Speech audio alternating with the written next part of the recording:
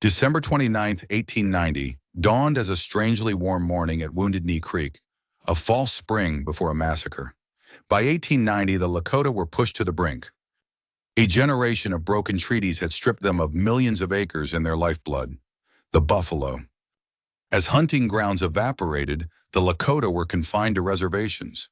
The Dawes Act of 1887 carved up their remaining land, while the government forbade the sun dance, their most sacred ceremony. They weren't just losing their territory, they were losing their soul. In this darkness, a glimmer of hope arose: the ghost dance. Adherents believed that by dancing in a circle, they could usher in a world where the buffalo returned and their ancestors rose from the dead. They wore white muslin shirts, believing they were sacred and bulletproof. To the Lakota, it was a prayer. To the U.S. government, it was a Messiah craze. Frightened agents telegrammed for protection, claiming the Indians were wild and crazy. They didn't see a people who were terribly unhappy. They saw a warpath. The 7th Cavalry was mobilized. Tensions turned lethal on December 15, when Indian police killed Chief Sitting Bull during a botched arrest.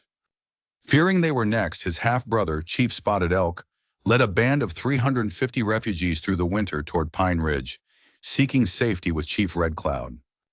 The group was mostly elders, women, and children. Spotted Elk was so ill with pneumonia he had to be carried in a wagon. On December 28, the 7th Cavalry intercepted the starving refugees and forced them to camp at Wounded Knee Creek, surrounding them with Hotchkiss guns. On the morning of the 29th, as soldiers went teepee to teepee seizing weapons, a struggle broke out.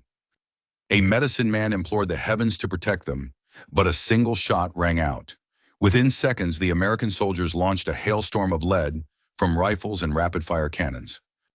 Hotchkiss shells tore through the camp, mowing down boys who were playing leapfrog moments before. Spotted Elk was shot where he lay. Families dove for cover in a nearby ravine, but the soldiers pursued them, executing the defenseless at point-blank range for miles. By the time the guns fell silent, as many as 300 Lakota were dead. 2/3 were women and children. A sudden blizzard swept in, freezing the victims where they fell. Days later, a burial party arrived and dumped the frozen bodies into a mass grave. The wounded survivors were taken to a nearby church and laid beneath Christmas wreaths that read, "Peace on Earth." Others were imprisoned or forced to join Buffalo Bill's Wild West show. To add insult to injury, the U.S. awarded 20 Medals of Honor for the bloodbath. The massacre marked the final chapter of the Indian Wars, but the wound never closed. In 1973, Wounded Knee was occupied again for 71 days as activists fought against the same mistreatment. It remains a site of resistance and a testament to Lakota resilience. Survivor Black Elk said, "A people's dream died there in the bloody mud, but the dream endures." Today, the fight continues to rescind those 20 Medals of Honor. Wounded Knee is a wound that still echoes. Like, share, and subscribe for more history.